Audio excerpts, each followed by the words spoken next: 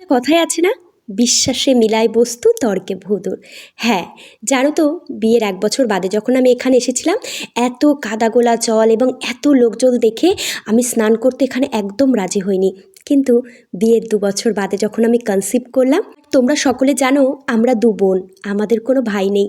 ছোটোবেলা থেকে না একটা আফসোস থেকে গেছিলো, এবং আমার কাকারও 2-4টে মেয়ে রয়েছে। সেই তো একটা আফসোস থেকে গেছিলো যে আমার জন্য একটা ছেলে হয়।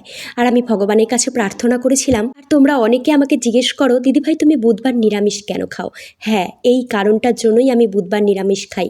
আমি ভগবানের কাছে প্রার্থনা করেছিলাম যে আমার যদি একটা ছেলে হয় আমি বুধবার নিরামিষ খাবো। আর পর থেকে প্রতি বছর আমি এখানে আসলেই স্নানটা অবশ্যই করি।